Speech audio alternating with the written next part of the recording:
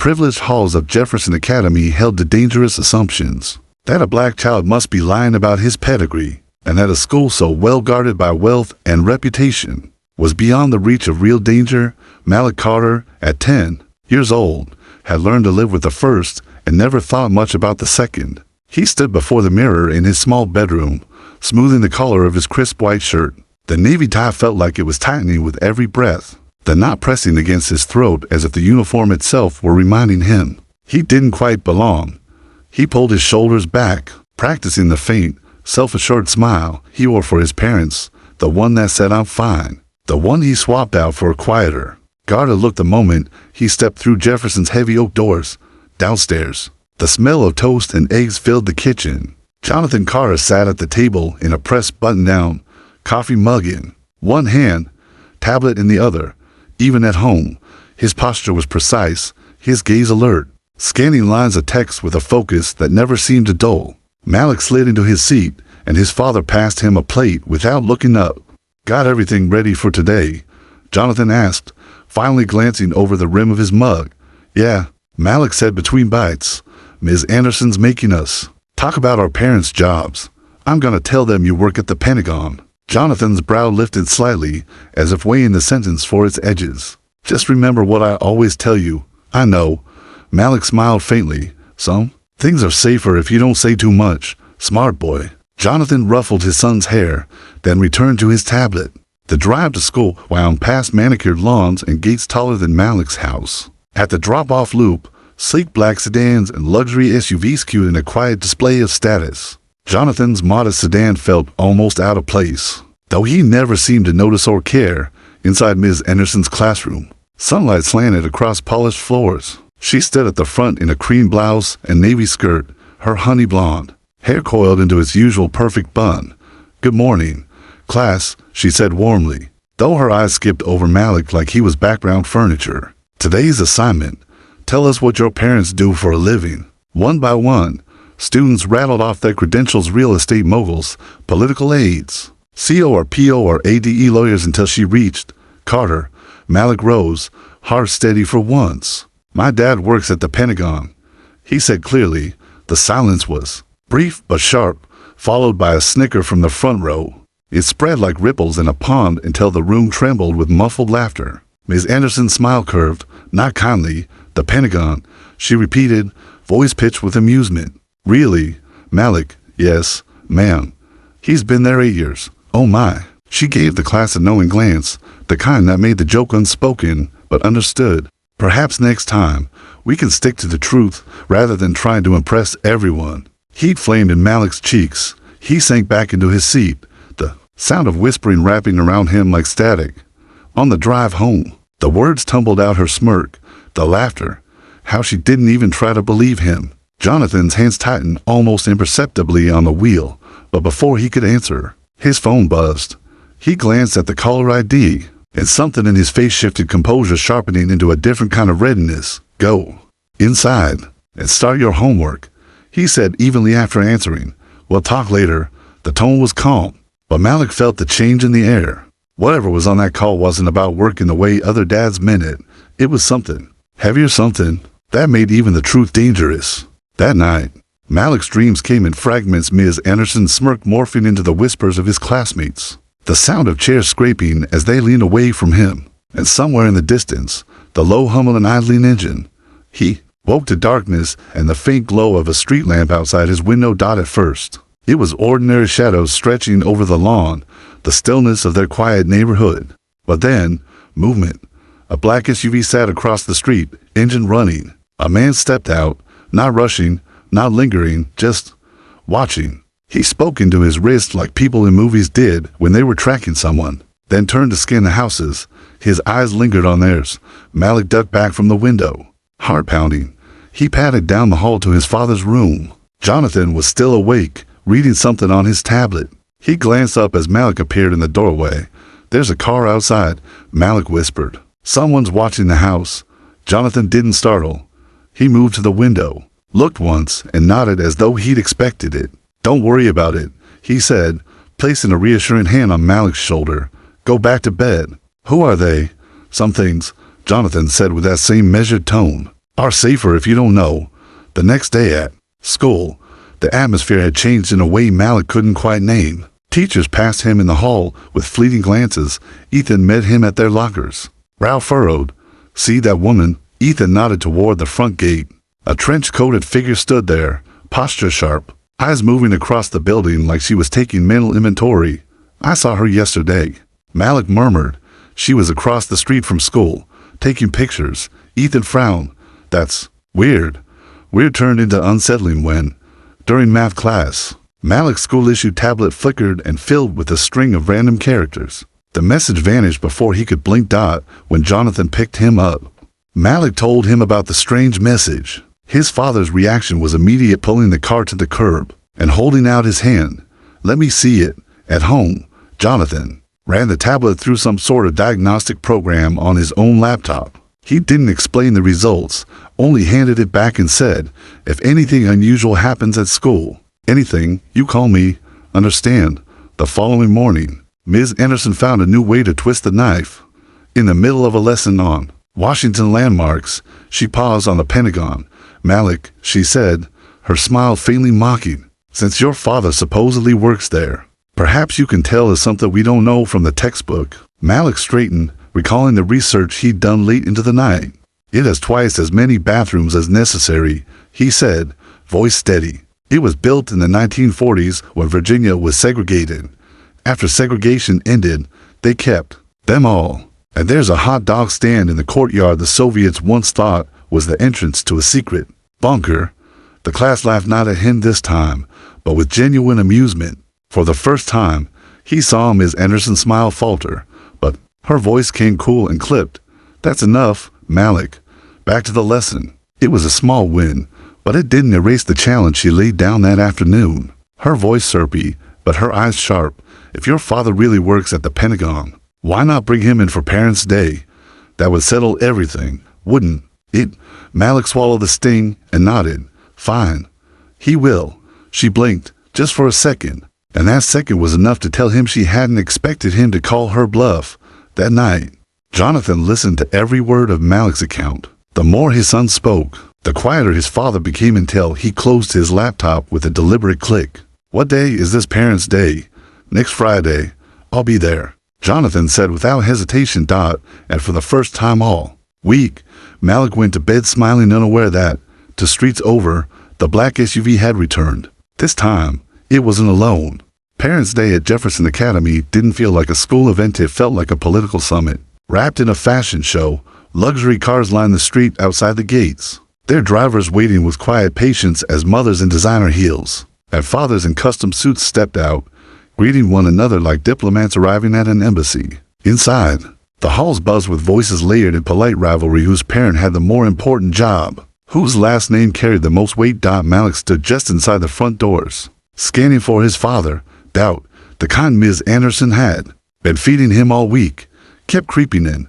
What if work pulled Jonathan away at the last second? What if she was right and everyone laughed again? And then he saw him. Jonathan Carter stepped through the entrance in a perfectly tailored dark suit, the kind that didn't shout money, but whispered authority. A slim leather portfolio was tucked under one arm, and pinned to his lapel was a Pentagon security badge, shiny, unmistakable, and official enough to make the receptionist at the check-in table blink. Twice, Mr. Carter, she said, her professional tone suddenly edged with respect.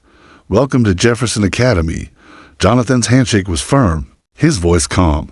Room 112, please. Parents glanced over their shoulders as the two of them walked down the hallway, eyes lingering on the badge, on Jonathan's quiet, confident stride. Malik caught Ethan's wide-eyed look from across the hall, and his chest swelled with something between pride and relief. They reached Ms. Anderson's classroom. She stood at the front, greeting families with her usual flawless composure, but when her eyes landed on Jonathan, the smile faltered.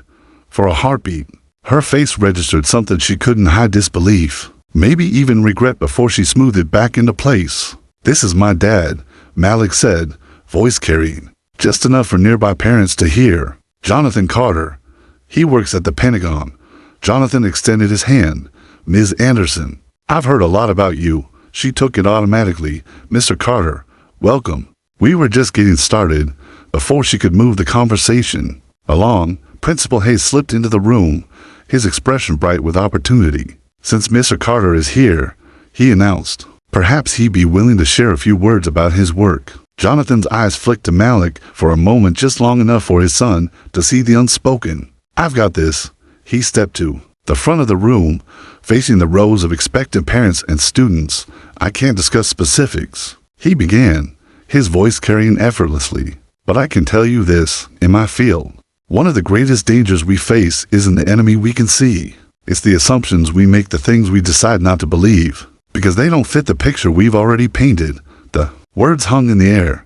Malik didn't miss the way Ms. Anderson's shoulders stiffened. Jonathan spoke about vigilance, about unseen threats, about the people who work in the shadows to keep others safe. Every sentence carried a quiet weight, and even the most restless student sat still. Malik watched Ms. Anderson's expression shift, pride replaced by something more guarded, as if she knew she was standing in the middle of the very lesson Jonathan was teaching. And then the classroom door opened. A man in a dark suit leaned in, eyes locked on Jonathan. "Sir, we need you now." Jonathan's expression didn't change, but Malik noticed the tiniest flicker, something sharper sliding beneath the calm. He turned to the class with a measured nod. "Please excuse me. Government business." He stepped into the hall, the door closing softly behind him. For the next several minutes, Ms. Anderson tried to continue with her planned activities, but the parents kept glancing toward the hallway, whispering. Malik could see shadows moving under the door, multiple figures, some standing guard. When Jonathan returned, his gaze swept the room before settling on his son. He didn't sit. Instead, he took a place near the door, body angled toward the hallway, as if ready to move again. And that's when the PA system crackled to life. Principal Hayes' voice steady, but to deliberate. "Attention, staff and students. We are initiating a precautionary lockdown. Please remain in your current locations until further notice. This is not a drill." The room went silent. Jonathan stepped forward, his voice calm, but leaving no room for argument. Closed the blinds, locked the door, and for the first time, Ms. Anderson obeyed him without question.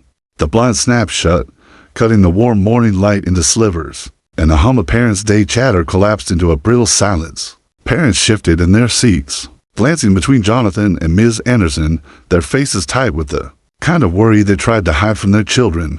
The click of the lock sounded louder than it should have, like a seal closing on a vault. Jonathan's voice was calm, but edged with command. "Everyone stay seated.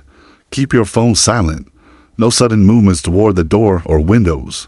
Mr. Carter, a sharply dressed man in the back, Tyler Whitman's father, leaned forward, his tone more accusatory than concerned. "Is this related to your presence here today?" Before Jonathan could answer, Ms. Anderson of all people spoke up. "Mr. Whitman, please, whatever is happening, I believe Mr. Carter is here to keep us safe." She avoided Jonathan's eyes as she said it, but her voice was steady enough to quiet the room. Jonathan gave her a brief nod, then crouched beside Malik and Ethan. His presence so close made the noise outside the muffled radio chatter, the hurried footfalls, feel somehow less threatening. "Stay right here," he said quietly. "If anything changes, follow my instructions exactly. Understand?" They both nodded, Ethan looking like he wanted to ask a dozen questions, Malik locking his gaze on his father's, searching for any crack in the composure. There wasn't one.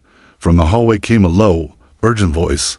"Mr. Carter, we've got something." Jonathan rose and slipped through the door. Malik strained to listen, but caught only fragments. "Maintenance worker. No ID. Match confirmed. East wing." Then the sound of boots moving quickly away. In the hallway, Agent Maria Ramirez, the trench-coated woman Malik had seen before, was briefing him in clipped, economical sentences. Facial recognition tagged a man posing as a custodian. "He's linked to a foreign intelligence cell we've been tracking. He was spotted outside this wing 5 minutes ago." Jonathan's jaw tightened. "He's not here for random sabotage." Ramirez's eyes darkened. "No, and if our intel's right, he's not working alone." They moved fast Jonathan with the silent urgency of a man who'd done this too many times before. Ramirez, with her hand hovering just above her weapon, the Carters, smelled faintly of floor polish and adrenaline. The movement ahead. A man in gray coveralls was crouched near a classroom door, tampering with the card reader. Ramirez's voice cut through the air like a whip. "FBI, don't move." The man's head snapped up, eyes cold, calculating. He bolted, pushing off. The wall was surprising speed. Jonathan didn't hesitate. He broke into a sprint, the echo of his shoes pounding against the polished floor. The chase turned corners, skidded past startled parents peeking from doorways, barreled down a stairwell that smelled faintly of chlorine from the pool to floors below. The man veered toward the cafeteria, pulling a knife as he ran. He whirled, mid-stride, slashing in a quick, practiced arc meant to force Jonathan back. But Jonathan wasn't the kind of man who retreated. He sidestepped, caught the attacker's wrist, twisted until the knife clattered to the floor. The man snarled something in accented English. "You should have stayed out of this, Carter." Jonathan's eyes were flat steel. "You made that impossible when you came near my son." The FBI agents rounded the corner and moved in, securing the man with zip ties. Ramirez's voice crackled in Jonathan's earpiece before the adrenaline had even settled. "We've got another problem movement in the air ducts, near the main office." Unauthorized comms on the school frequency. Jonathan froze for half a beat, the shape of the plan clicking into place in his mind. This wasn't about data, he said grimly. "It's an extraction op. They're here for someone like Malik." Ramirez asked, already knowing the answer, before Jonathan could respond. A sharp bang echoed through the building. The fire alarms erupted in a wail, red strobes pulsing against the walls. Inside room 112, Malik felt the vibration in his chair. Before the siren hit his ears, parents gasped. Jonathan burst back through the door, his voice slicing through the chaos. "Everybody up. We're moving now. Follow the agents in the hallway. Stay in a line. No stragglers." "Dad," Malik started, but Jonathan cut him off with a look that was part reassurance, part command. "Stay right beside me, and don't let go." As they joined the stream of evacuees, Malik saw it through the press of bodies. A second maintenance worker pushing against the flow of people, his hand buried deep inside his jacket. 3 o'clock, Jonathan barked. To Ramirez, the man's hand emerged, not with a gun, but a small black device. He pressed something, and the world went dark. Emergency lights flickered on, bathing the hall in an ominous red glow. "They're cutting security completely," Jonathan said, pulling Malik and Ethan closer. And in that crimson light, the day shifted from an embarrassing parent's day to something Malik would never, ever forget. Outside, the safe zones had transformed into a command post, FBI vehicles blocking the road, uniformed officers redirecting frantic parents, and tactical teams moving with purpose. But to Malik, still gripping his father's jacket with one hand and Ethan's with the other, the air felt thick, like the danger was following them even into the open. They were almost to the perimeter when a sharp shout cut through the noise. "We've got movement. Back entrance." Jonathan's head snapped toward the far side of the building, just in time to see the black-clad figures breaking away from the crowd control line. One bolted when agents gave chase, but the other, faster, more focused, headed toward the side of the school, where fewer officers stood guard. Ramirez, Jonathan barked into his radio, shoving Malik toward a nearby agent. "Stay with him," he ordered the man, his voice carrying the kind of weight that made disobedience unthinkable. Malik's voice cracked. "Dad." Jonathan didn't look back. He cut across the lot, boots slapping asphalt, and intercepted the black-clad intruder just as the man was prying open the side door. The stranger lashed out with a blunt weapon, a telescoping baton that hissed as it extended, but Jonathan slipped past the swing, striking with the precision of someone who trained for decades. The baton clattered to the ground, and the two collided in a tangle of fists and elbows, the sound of impact drowned by shouts from across the lot. The fight ended when Jonathan slammed the man against the wall, one arm twisted high behind his back. A quick pat-down revealed not just lockpicks and comms gear, but a syringe capped with a protective cover, sedative, fast-acting. Jonathan's jaw tightened. This wasn't random chaos. They'd come prepared to take someone alive, and that someone, he knew without a shred of doubt, was his son. Ramirez's voice hissed over the comms. "We've got eyes on the third one, gray hoodie, moving through the gym. He's bypassing the main crowd, heading for the service corridor." Jonathan secured the intruder to a railing with zip ties and ran for the gym entrance. The sound inside was wrong to quiet. He took the service corridor at a sprint, the fluorescent lights above flickering. Halfway down, he spotted the third suspect just as the man slipped through a maintenance door. Jonathan followed, the metallic scent of boiler room air hitting his nose. Pipes snaked along the walls, hissing faintly. Ahead, The man crouched beside a low, reinforced door one Jonathan recognized instantly, the panic room. He lunged forward, but the man was already inside. Jonathan slammed the panel open and burst. Through the late, the small, reinforced space was empty except for Malik's school-issued tablet on the floor and, scrawled in thick red marker, across the back wall. A message that stopped Jonathan cold. The boy for the files. You have 4 hours.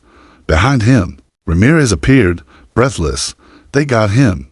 Jonathan's voice was low, deadly. They were already inside, knew the room, the codes, everything. Then they've been planning this for weeks, Ramirez said grimly. Months, Jonathan corrected, his mind spinning through every black SUV sighting, every outlook from strangers, every unexplained system alert dot, and underneath it all, one name kept rising like a toxin in his blood. Anton Volk, a ghost from a mission 5 years past. A man who'd sworn vengeance when Jonathan's team dismantled his network and left him scarred. Ramirez must have read it in his eyes. You think it's him? I know it's him, Jonathan said, pulling out his phone and opening a secure tracker program, and he just made the biggest mistake of his life. The screen lit with a blinking dot moving fast, heading east. Malik's watch. They haven't found the tracker yet, Jonathan said. That means we have one shot to end this before he disappears. Ramirez's face hardened. You're not thinking of going in without a full team? I'm not thinking, Jonathan said, his voice like cold steel. I'm going. In the distance, sirens wailed as reinforcements closed in. But in Jonathan's mind, the countdown had already started. For hours, and he intended to use every second. The warehouse district in Delaware was the kind of place most people avoided. After dark abandoned factories with boarded windows, graffiti scrawled loading docks, and a silence so deep it felt predatory. The air smelled faintly of rust and rain, and somewhere in the distance, a ship's horn groaned across the bay. Jonathan crouched behind a rotting shipping container, the glow of his tracker screen throwing sharp light across his face. The blinking dot, the signal from Malik's watch, was still inside Building 17, a hulking concrete block at the far end of the lot. It hadn't moved in nearly an hour. That could mean Malik was restrained, or worse, 5 hostiles outside. Came Jackson's voice through the earpiece, calm and clinical from his snapper perch on an adjacent rooftop. 2 on the main entrance, 1 on the roof, to walking perimeter. They've got a disciplined rotation, not amateurs. Ramirez's voice followed, low but urgent. East side clear. I'm in position to breach when you give the word. Jonathan kept his eyes on the warehouse, committing every shadow and movement to memory. Volk would be inside, that much was certain. A man like him wouldn't delegate something this personal. Jonathan's mind replayed the message scrawled in the panic room, the boy for the files. And each time it played, his resolve hardened further. Williams, Jonathan murmured into his comms. Keep comms clear unless there's movement. Jackson, if anyone outside gets twitchy, you handle it. Quietly, copy. Came the synchronized replies. The entrance Ramirez would use was to expose for Jonathan. Instead, he slid into the black mouth of a maintenance tunnel partially hidden behind a pile of rusted barrels. The air inside was damp and cold, every sound magnified in the confined space. He moved fast but silent, keeping his breathing controlled, every footfall measured. Halfway through, his flashlight caught something, faint boot prints in the dust. Fresh, someone else had used this tunnel recently. At the end, a rusted ladder rose toward a hatch in the ceiling. Jonathan climbed, pressed his ear to the metal, heard only the faint hum of fluorescent lights. The breaching charge he used was small and shaped, no louder than a heavy book dropping. The hatch swung up, and he emerged into a forgotten utility. Closet littered with broken mops and a toppled shelf. He slipped into the second-floor hallway, moving toward the northwest corner of the location Jackson had confirmed earlier. A guard passed the intersection ahead, but Jonathan waited until the man turned the corner before crossing. Then he heard it, Malik's voice, muffled but defiant. My dad's going to make you regret ever touching me. Jonathan eased to the edge of the open office door and peered inside. Malik sat in a chair, wrists zip-tied, the guards positioned like sentinels, and behind him Anton Volk. The years hadn't softened him. He was still tall, broad-shouldered, the left side of his face marked by the jagged scar Jonathan had given him in Syria.